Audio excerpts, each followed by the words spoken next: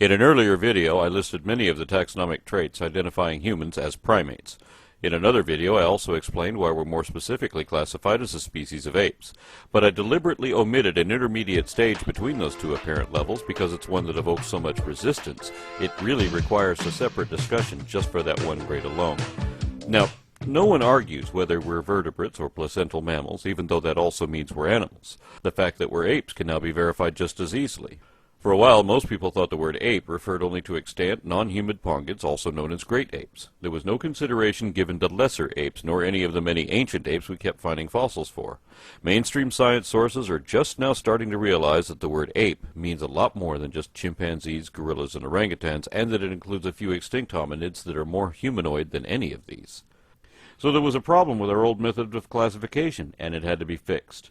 Over the last 250 years, we've kept patching up the old 7-layer system by adding a suborder, infraorder, superfamily, subgenus, and so on, till we can't even tell how to rank the labels anymore. That's when we figured out there are no ranks, so we dropped the labels and found a new system, one that isn't so arbitrary. See, the problem with Linnaean taxonomy is that some of it is subjective. It's usually based on morphological similarity and sometimes on opinion. There's often no way to prove whether Linnaean classification was even correct because he didn't rely on the rigid set of rules that phylogenetics does. We used to say that men didn't evolve from apes, but that men and apes shared a common ancestor. Now we have a better understanding of what an ape is, and that our common ancestry actually would have been classified as such, and so should we be. This rule of monophyletic hierarchy should also apply to everything, including the race of cat people from the science fiction comedy Red Dwarf. I don't get it. Well, you know how mankind evolved from apes? Yeah, I know that. He evolved from cats. His ancestors were cats. He's descended from cats. He is a cat. Here you go, cat. Crispy. Polly says you like these. Hey, you monkeys eat off the floor? Ain't you got no style or sophistication? Oh, I'm sorry, cat. I'm sorry. You people are unbelievable. Creationists try to ridicule evolution through the implication that we came from monkeys, and those who know the difference are quick to point out that apes are not monkeys. For one thing, apes don't have tails, but there's more to it than that. For example, we can tell that a Barbary ape isn't really an ape, it's a tailless monkey. The same way we can tell a glass snake isn't really a snake, it's a legless lizard. There are so many distinctions that even if we found a snake that had legs, and we have, we'd still know it was a snake. But snakes are a subset of the order Squamata. That means lizard. If snakes evolved from lizards, do they stop being lizards at the moment they become snakes? And when exactly is that moment? It turns out that this is another confusing convention in Linnaean taxonomy, which is corrected by cladistics. Paraphyletic groups shouldn't exist in phylogenetics, nor would systematic classification permit the emergence of a new species to add another equivalent category.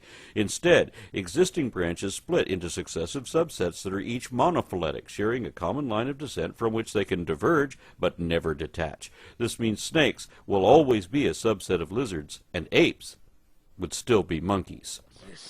Talking monkeys can't exist.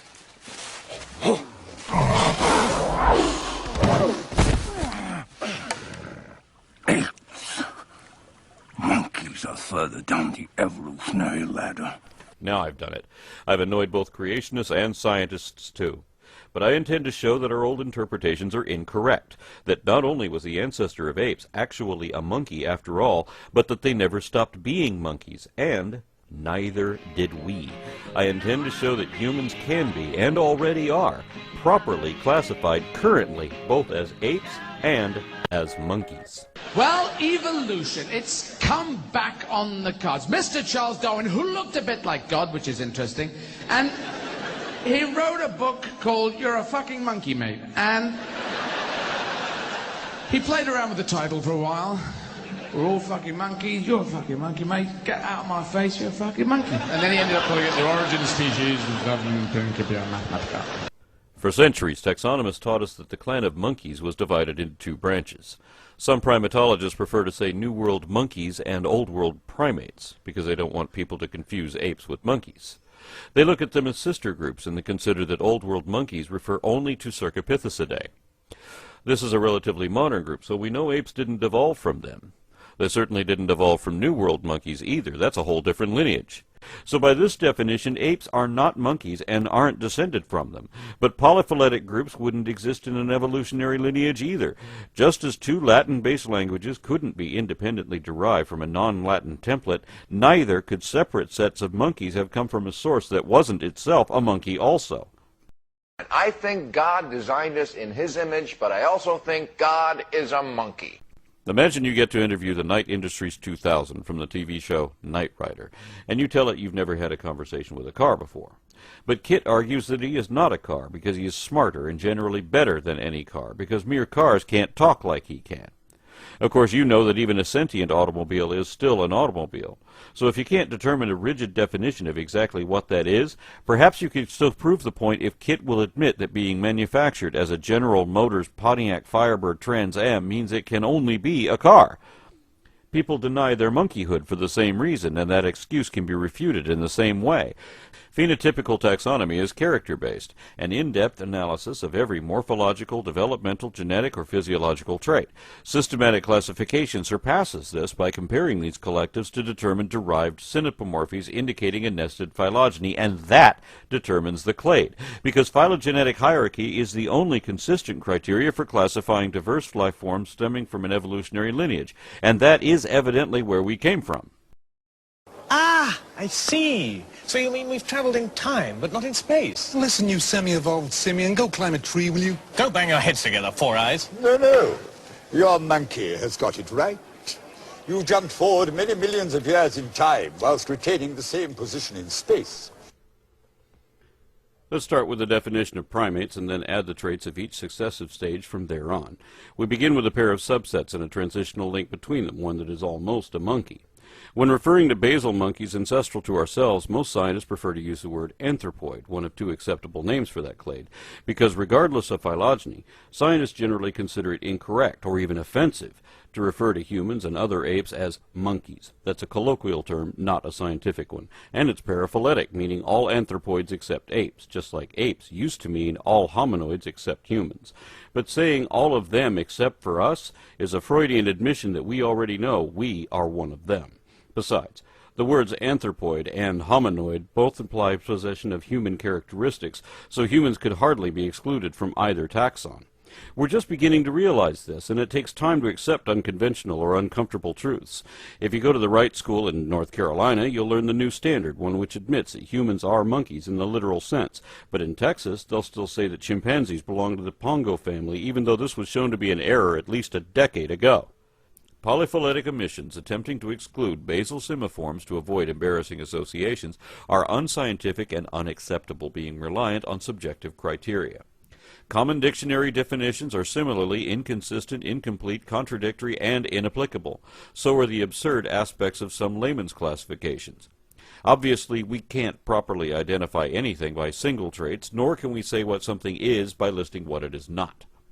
Traits that are usually present still aren't definitive unless they are shared by all members. So the only way to properly classify anything is according to the collective characters common to everything already accepted in that category without making exceptions for certain ones.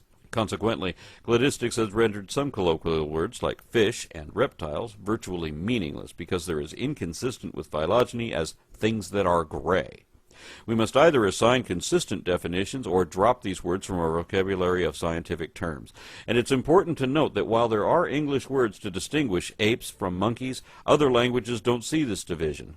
The Latin word for monkey is simian, and that is the other name of the clade to which apes and all other monkeys belong. At the root of the simian family tree is another transitional fossil, one which is universally recognized as a monkey and is described as such even by primatologists. Thus, this form represents the mother of all monkeys as well as their descendants in denial. The first division within that clade is between parapithecids, a diverse group of monkeys which are now all extinct, and the clade that remains, forming the next division. Here we have another transitional species bridging the morphological gap between the basal forms of both New World and Old World monkeys. Well, man are sort of evoluted from the Old World monkeys. Did you hear that, my friend? Old World monkey. Going to is the case. You and I aren't even descended from good American monkeys. In some respects, New World monkeys are actually older and more primitive than Old World monkeys, and contrary to popular opinion, Old World monkeys aren't a sister clade to apes because they're not limited to cercopiths. The fossil record reveals yet another set of catarrhines that are not only definitely monkeys, but are basal to both Cercopithecidae and Hominoidea. Most cladograms omit or ignore groups that are otherwise entirely extinct and thus perpetuate an erroneous illusion, especially since these groups are where the most transitional species are to be found. In this case, Aegyptopithecus was an ape-like monkey believed to be ancestral to Proconsul, a monkey-like ape, and the forerunner of all Hominoidea. The implication is inescapable even when there is a concentrated effort to avoid using the word monkey in a context which includes apes, and that's especially odd since the general public commonly recognizes chimpanzees and even gorillas as monkeys. If they're not monkeys, then what's the difference between them? Especially since every ape, extant or extinct, including man himself, meet all the criteria of that clade. Regardless of the outraged objections often raised by this, it is a fact that whether classified by features or phylogeny, humans and other apes are uneschewably monkeys, both by definition and derivation. You're a fucking monkey, mate.